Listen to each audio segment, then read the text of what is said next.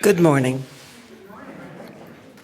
I'm delighted to welcome you here to this special place. My name is Jane King. I use the pronouns she and her, and I have the delight of being one of your worship associates. Also participating in our service this morning are worship associates Andrea Cassutt and Mike Owens, music director Lydia Madrick, and musical guest Bill Lehman. We are grateful to the tech team, Michael Morford, John Lehman, Robert Reynolds, Jim Sparrow, and Jim Kramer, who enable us to reach all of you at home or away. To our live stream host, Charlie Batista. To our staff, Aaron Leventman, Mary Krutz, and Douglas Kramer. To our greeters and welcomers, parking lot monitors, coffee makers, snack slicers, and everyone else who helps make this morning happen. We continue with our opening hymn, Ancient Mother, number 1069 in the Teal Hymnal. Please rise as you're willing and able.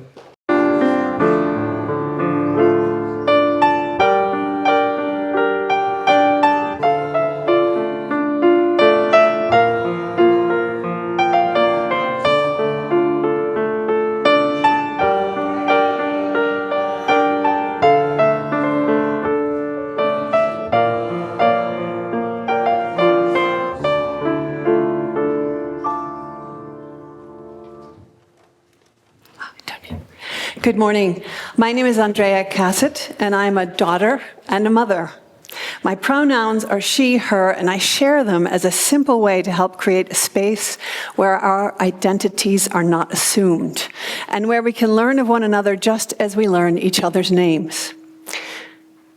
Our opening words are drawn from Essential Labor, Mothering as Social Change by Angela Garbas, who reminds us that mothering is not only who we are, but what we do. Mothering is not an identity, it is an action.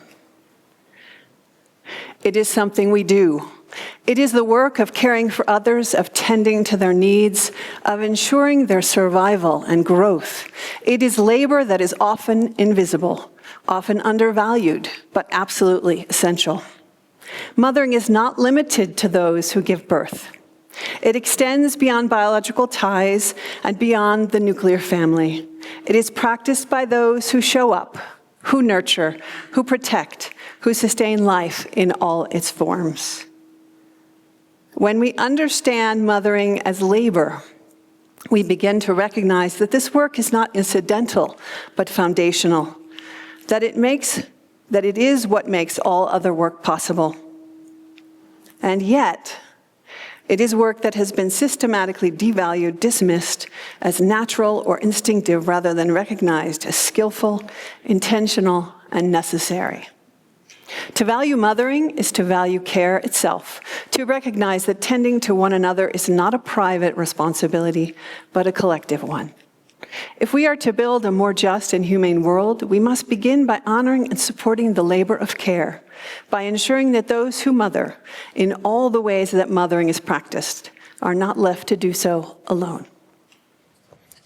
We continue with our chalice lighting words that were written by Andrea Cassutt. For those watching on our live stream, please light your chalice wherever you are. We light this chalice for the light of truth, for the warmth of community, and the fire that sustains life. Today, we honor the ways life continues, through bodies and through care.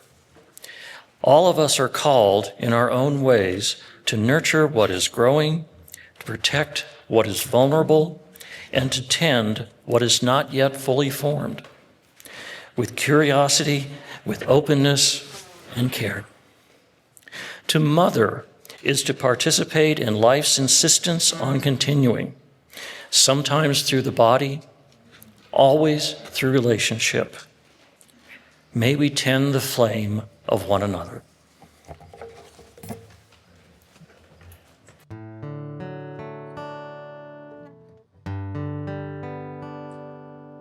This song is about loved ones that we've lost.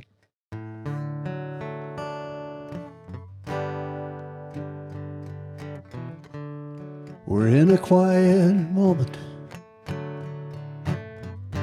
when our world slows down. We can reach each other in a real way. May not last forever,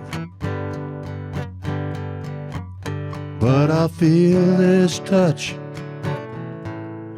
for a lifetime. I'll feel this touch for a lifetime.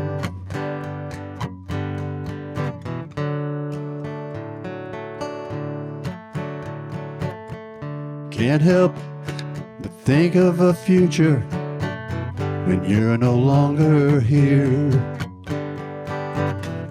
Ooh, maybe me too.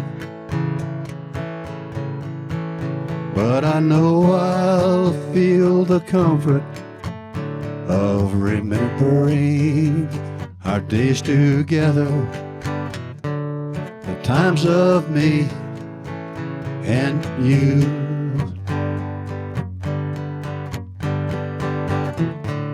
The times of me and of you.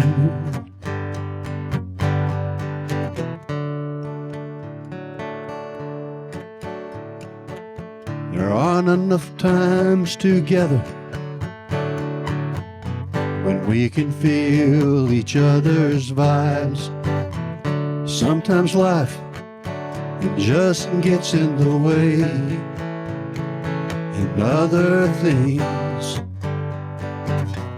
just override.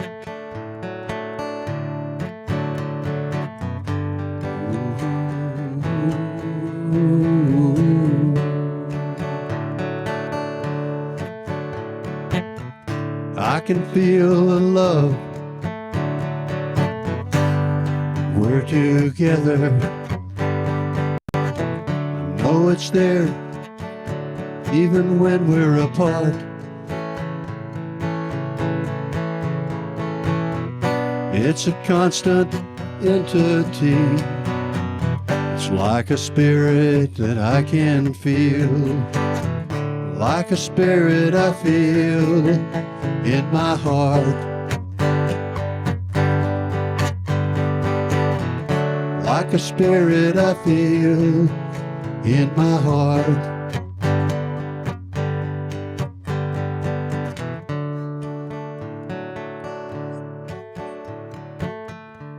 We're in a quiet moment when our world slows down. We can reach each other in a real way that may not last forever, but I'll feel this touch for a lifetime.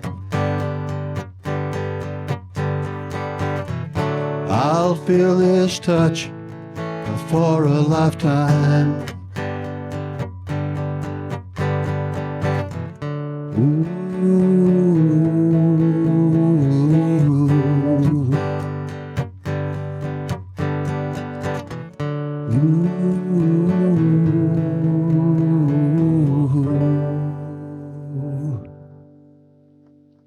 Thanks.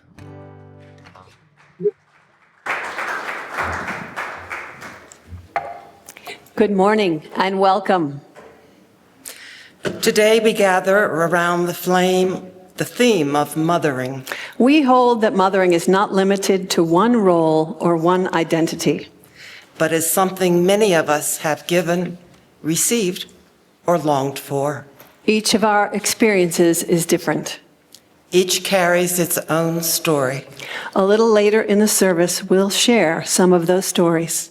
What mothering has meant in our own lives.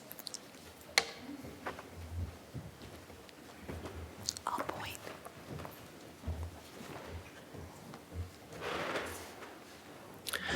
Each Sunday, we place 4 stones in our chalice to remind ourselves why we do what we do. The mountain-shaped stone reminds us to love and care for Ogopogeowinge, the white shell water place where we dwell. The geode reminds us to love and live peacefully with all peoples. The ancient fossil-studded stone reminds us to love and care for Earth, our only home. And the layered stone, held together by a vein of quartz, reminds us to love and respect our differences. May we find joy and meaning in these efforts.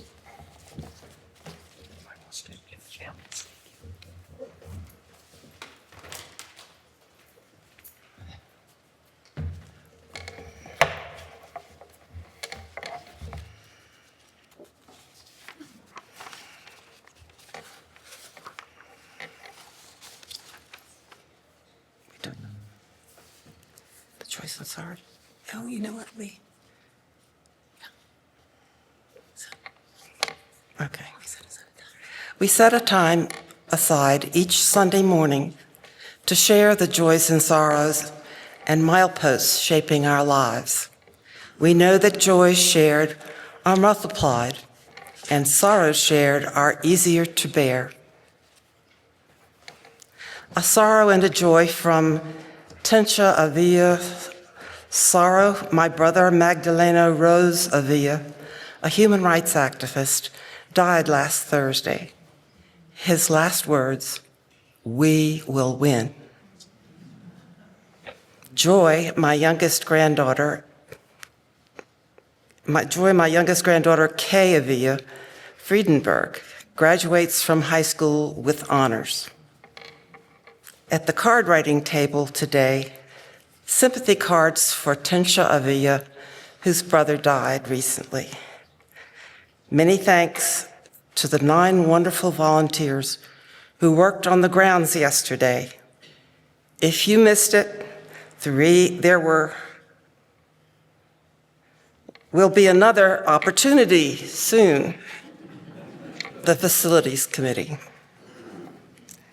Happy Day to Ladies for Liberty and Mothers of the Earth from Laura Lee.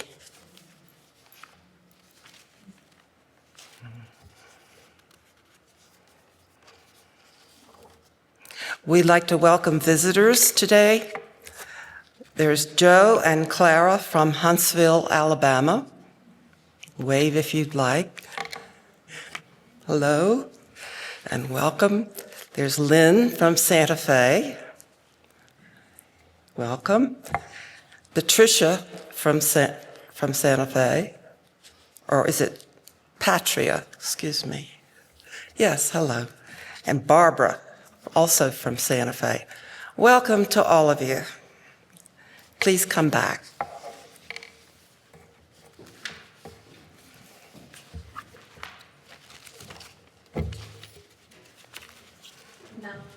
And now please join us to sing the Spirit of Life, which you can find in your recognition 1, 2, 3.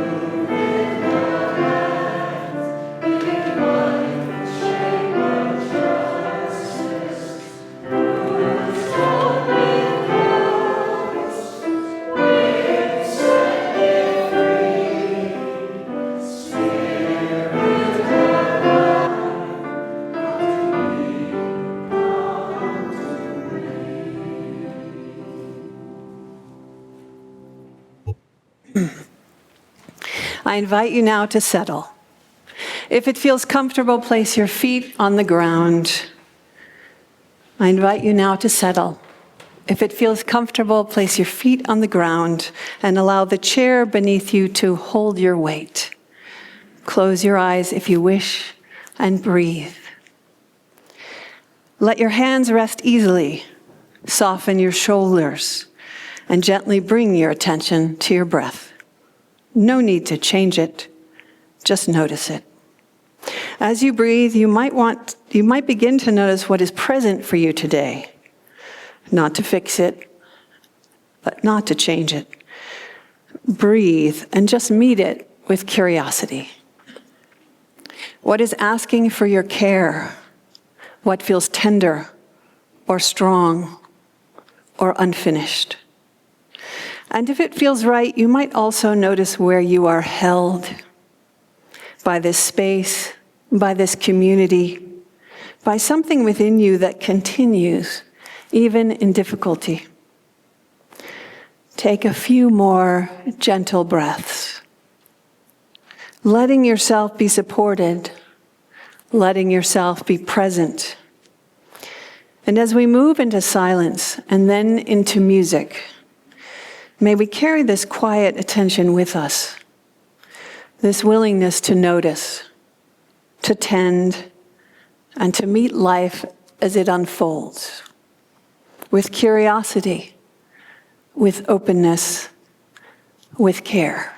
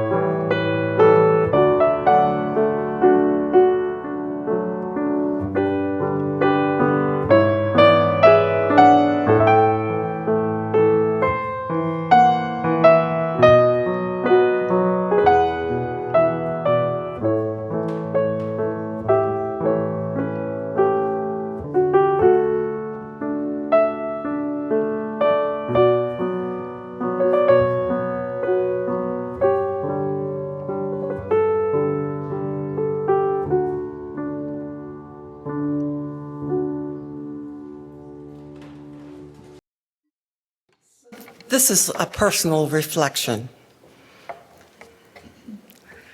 Last year on this pulpit, I handed out roses for Mother's Day. This is not a story about roses. I was an only child. My mother died suddenly when I was 10. My father when I was 14. Family became a heartbreaking hole in my life. I was sent to camp and boarding school. In college, I married a man, also an only child, whose father died when he was 10, who also spent a lot of his childhood in boarding school and camp. At the ages of 20 and 25, we set out on a bold adventure to fill these childhood holes, to create a family. It was an act of faith and foolhardy ignorance. A crossing into an unknown way of being and adulthood. The first night home from the hospital, exhausted, inexperienced, unsure and strangely sore, I fell into a light sleep. I was awakened 2 hours later by energetic screaming next to the bed. Dragging myself up, I looked down on a scene, perhaps familiar to many parents. There was the screaming infant, lying covered in many colors of excrement. One color from the waist up and several others from the waist down. She was announcing her outrage, discomfort, and expectation of instant remedy. Shocked, I realized the demands of parenthood would go far beyond anything I had imagined. The horror. Could I do this? Taking stock of my changed life situation, I just started fixing things, one thing at a time, to the raucous accompaniment. Pick up the baby, strip the soiled clothes, wash the baby, dress the baby, put the laundry aside to wash tomorrow. Pick up the still screaming baby and sit down to nurse. Magical silence, rest. And in the magical silence and flowing love, a new way of being arose, a physical knowledge deep and lasting. I learned love requires doing what you hate as well as what you love, doing just one hard thing at a time, sometimes while being unappreciated, gets the job done. The necessity for love persists through difficulty and despair, through joy and satisfaction. So you do what you can right now, then you get up later and do it all over again, or perhaps each time in a different way, staying alive to all the possibilities love brings and being grateful, so grateful. So we had 3 more babies.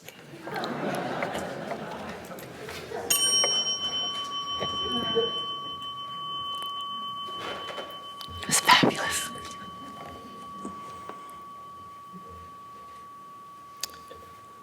I love my adopted daughter, Tiffany, with my whole being. Now, for those of you who don't know Tiffany, my late wife, Patty, and I adopted her when she was 14 years old, after she'd spent the prior 8 years in foster care in some 50 different placements, foster homes, group homes, psych wards, and the like. Tiffany came to us as a troubled teen who was deeply uncertain whether our home would be her forever home or just another stop on a long list of places that had been her experience to that point. Now, I didn't start out that way. Loving Tiffany with my whole being. I had no physical connection to her to build an emotional connection on. Instead, my foundation was the effort and time we had put into the adoption process. I was consciously committed to caring for her as if she was my birth daughter, and to do this with no expectations that Tiffany would ever care about or love me back. Those were hard, very hard years. Sometimes I doubted that things would work out. Sometimes Tiffany would make me so mad that I wondered why I kept trying to be her parent. Deeply hurt every time that she raged at me that I wasn't her real father, I still had to somehow find a way to keep caring for her, hour after hour, day after emotionally fraught day. The last time she threw this barb at me, many years ago, fortunately, I realized that it didn't matter what she said. I discovered that I loved her without reservation, unconditionally, from my head to my toes, with every part of my being. And nothing that she said about me or thought about me or felt about me could ever change that. Out of all the struggles and heartaches and devotion to her well-being had come love. a deep, powerful love for my daughter that couldn't be undone because it had become part of who I was and who I am and who I always will be. This, to me, is the essence of mothering and fathering. Caring for and nurturing the well-being of another person so strongly that it becomes part of everything you are and everything you do. Like breathing, loving another one in this way becomes involuntary and necessary for your own life. This love may come to you through being a biological parent. This love may come to you as it did to me through conscious devotion to an adopted child. This love may come to you through some other way. How it comes to you isn't that important. What matters is that it has come to you and has changed you forever, as it changed me. I love my adopted daughter, Tiffany, with my whole being. That's the truth about mothering that I bring you today.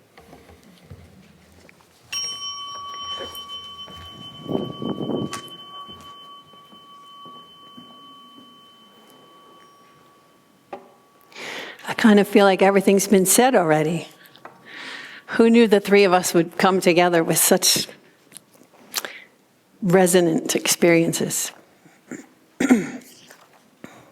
When I think about mothering, I notice how much of it has been shaped by curiosity, by asking again and again, what is needed here? And I find more questions than answers. I think of mothering as both an embodiment and a practice of care. It may be something we are, and it is something we can learn to do. As I've lived into it over the years, I've begun to recognize something.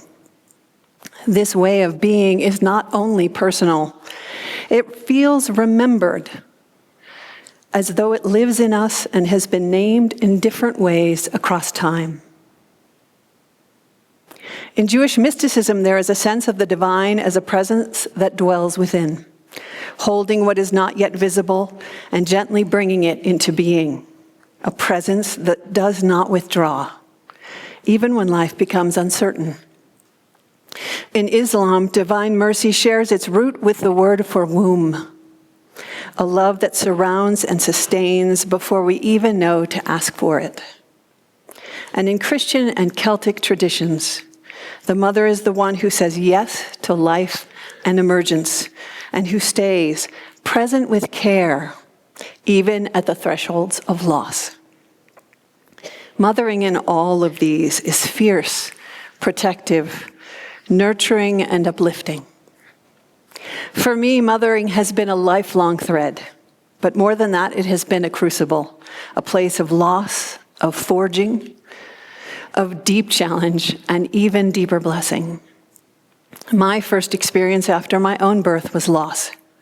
I was immediately separated from my biological mother and became a ward of the state. That early tearing lives in me, not always loudly, but always deeply. I was adopted as a baby and raised in a family that valued education, truth, and justice. My mom was a visionary woman, strong, principled, shaped by a family of activists and by her own stoic mother. She and my father raised me with more principle than tenderness, and often at a distance. And then just after I turned 21, I lost my found mother too. That line from the song, "Sometimes I feel like a motherless child," has resonated with me throughout my life. I received some mothering, of course, or I wouldn't be here. But much of it was also wounding. And for a long time, I lived inside questions: how to be, how to connect, and how to belong, how to find belonging beyond what was missing. And still, I always knew I wanted to be a mother, but that path was not simple. When I became pregnant at 33, I had to fight the one closest to me and remain steadfast to protect my pregnancy and bring my child into the world. And then for most of my child's journey into adulthood, I was a single mother.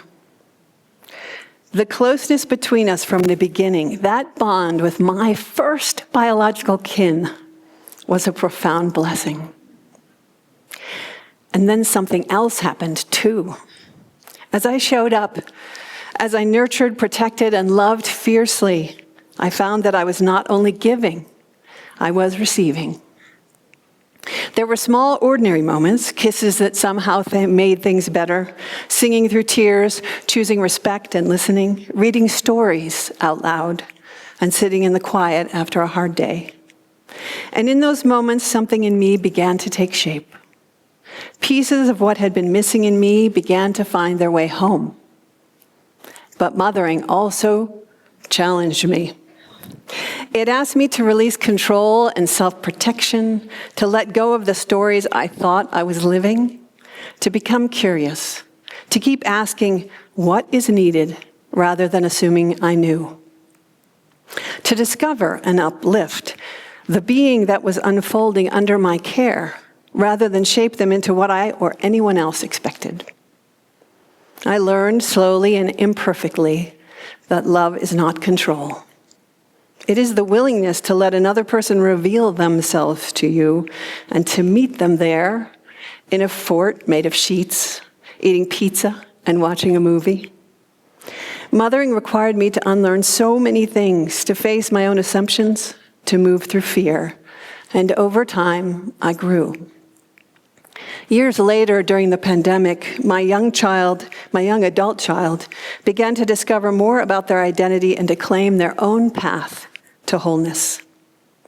Again, I was led into greater freedom through another transformation in mothering, one that involved learning, listening deeply, and once more facing my own limitations, beliefs, and conditioning, and then letting go. In time, what was once unfamiliar became clear. What once felt frightening became something I could support with steadiness and even ease and joy. Mothering became less about guiding and more about accompanying. And the gifts of our connection in that space of acceptance and love became uncountable. There is one more turning to this story. About 13 years ago, I found my biological mother. There was a connection for a couple of years, and then she chose distance again. A withdrawal I could not control, and I came to understand something I had been learning all along. Mothering cannot be forced. It cannot be held in place by will. It lives where there is presence and possibility. So many things can get in the way. So many things can get in the way of love leaving one heart and finding home in another. And then just last year, after she turned 100 years old, and at a time when I was no longer searching for myself through her, my mother and I found each other again. But this time I was different, and in some ways, so was she. I was no longer waiting to be made whole. I was fully inside my own becoming. And now, in a way I could never have imagined, I find myself at times mothering my own mother. Not as a reversal, and with nothing to repay, but as a kind of freedom. I meet her not as the one who completes me, but as someone I can hold, with care, with compassion, with a steadiness I had to grow into. So when I think about mothering now, I think of it as something we carry within us like a seed. Because in my life, it was not being mothered that made me whole. It was becoming a mother. Mothering my child, mothering myself, learning how to offer the very things I had once longed for. Mothering is fierce, protective, nurturing, and uplifting. It holds what is fragile. It releases what must grow. It stays present even when it cannot fix, And sometimes it becomes something larger than any one role. It becomes a way of being in the world. However we come to it, this work of loving, of mothering, asks something real of us. And when I look back now, I can see that what once felt like breaking was part of how I learned to become someone who could hold. That what I lived through was not only loss, it was the fire that formed me. Mothering for me has been the journey from being unheld to holding, to becoming someone who can finally say, I am held, I am whole enough, and I can love from here. I'm going to do a song that stems from a poem I wrote and eventually put it to music. But it has a lot to do with kind of growing up and impressions of what we go through. It's called Cherish Time.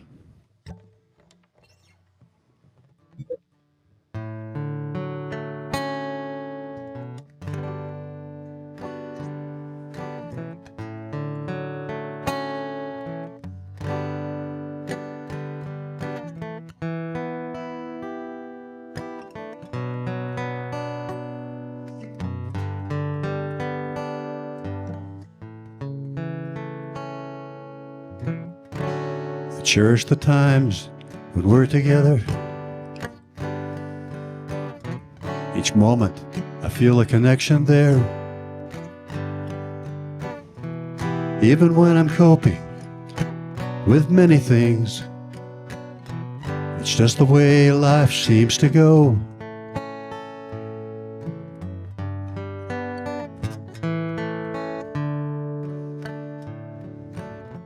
I often think about how long those times last, knowing they can't go on and on. How many days can there be? The finite nature of our lives. We can break it down to discrete actions that together define who we will be. How those combine along the way to make us who we eventually become.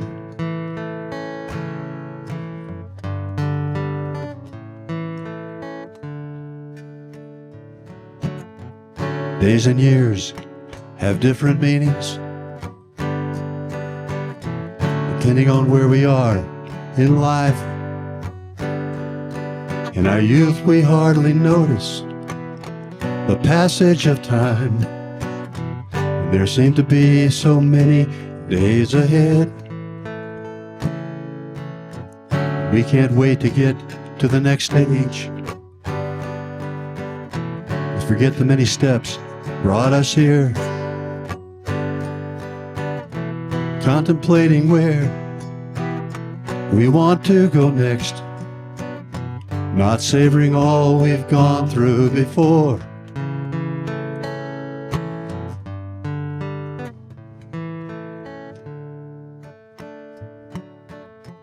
And as I age, I realize more and more that our steps are part of an ongoing game, which we have less control than we might believe, along the pathways that take us through this life. Toward the end, it's important to ask, can I savor each little step that got me here? How important was each one at the time? How many more there likely to be? How many more will there be?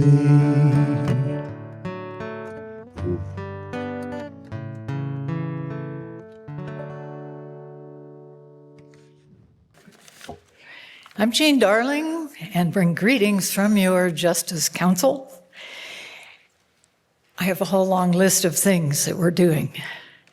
We're continuing to collect items for Adelante and Reading Quest right outside the door in the barrel for the Santa Fe Faith Coalition. We still have letters to state legislators, but they're not out there today. I think there's some that we haven't gotten yet. There are get out the vote efforts that are ongoing, especially for the New Mexico June 2nd primary. So you can look in your newspaper for, or the League of Women Voters website has interviews with all the candidates. In the peace and nonviolence arena, there is a training by Nonviolent Santa Fe, May 30th, at the downtown library from 1 to 3. That's a Saturday. And there are items from Santa Fe Vets for Peace out here on the shelf, including a special issue on the oceans of their newspaper, Peace and Planet News. And then coming up in June, Advocacy and Democracy is hosting a training on observing ICE. And there's a phone number that if you see something happening with ICE agents, you can phone that number. It's a city agency, and they can send someone out to investigate what's happening. The environment and widening the circle teams are hosting someone from the Ogapoga land tax at the end of June to put our money where our mouth is when we talk about our gratitude to the Tewa-speaking forebears. And they will explain how it works, so keep your eyes peeled for that. We here in the Justice Council are grateful for this congregation, for the terrific support of your time and creativity that you provide for these many projects, as well as the other important work of the congregation. So please, as we pass the baskets, give generously. And remember, you can give online all month to May's recipient, the Human Rights Alliance. Thank you.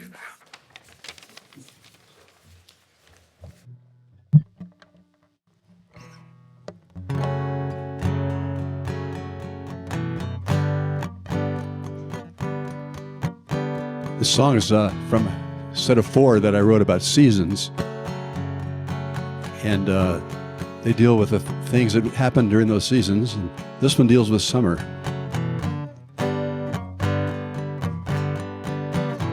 Summer is a coming on. We need to have a plan.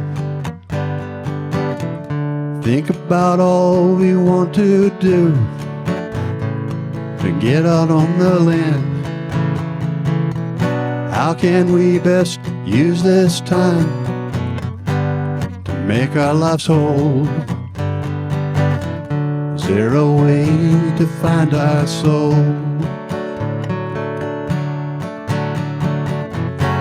The nights are cool. We can hang outside, take a breath now and then, spend some time. We may not have much to say, but we can share how we feel. Forget our woes, savor what is real. The days are as long as they'll ever be, but harder than before. We need to make the best of our time. When our summer comes to an end, we'll be wishing for more. We should push the pedal down to the floor. All about taking time to get things done, things we want to do while we're on the run. no reason to delay. We need to move on fast. Get an early start to make things last. We go through this year after year. It's always the same. What do we have to fear? There's no one to blame. We just have to get it done and then move on. Try to feel like we have won. The days are as long as they'll ever be, but hotter than before. We need to make the best of our time. When our summer comes to an end, we'll be wishing for more. We should push the pedal down to the floor.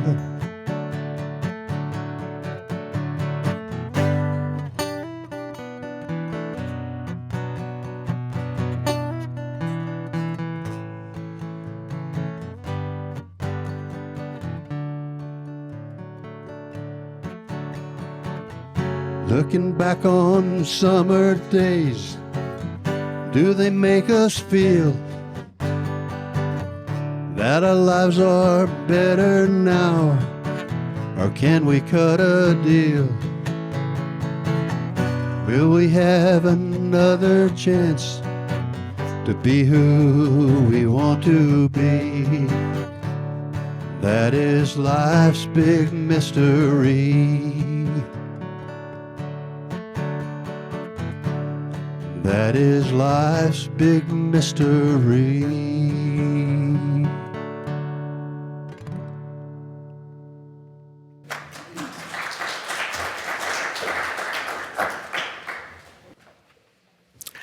Our words to extinguish our chalice come from Metta Sutta. Let us cultivate boundless goodwill. Let none deceive another or despise any state of being. Let none in anger or ill will wish harm on another. Even as a mother watches over her child, so with boundless mind should one cherish all living things, radiating friendliness over the whole world, above, below, and all around, without limit.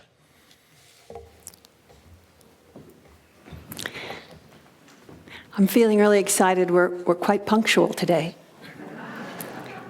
And so I'm going to invite you to turn to one or two people near you and wish them a happy Mothering Day. Go ahead and do that.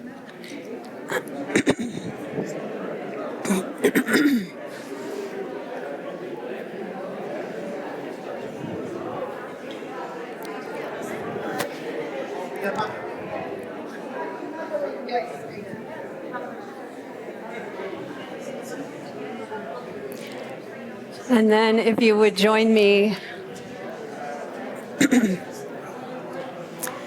in standing, taking hands with each other to close our service as we always do.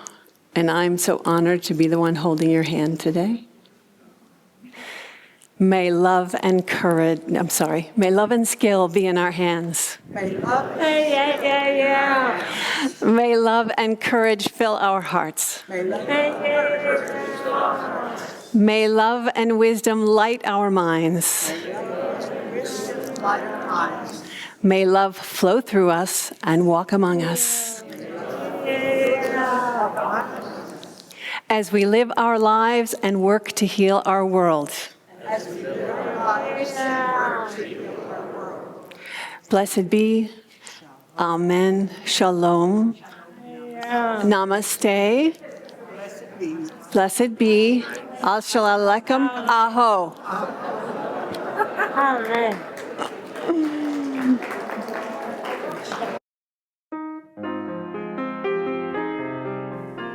Thank you for joining us today, friends. We hope that you enjoyed today's service. Please take a little time and explore our website and visit our online welcome table if you'd like to know more about us. Otherwise, we'll see you next Sunday morning. Stay in touch and be well.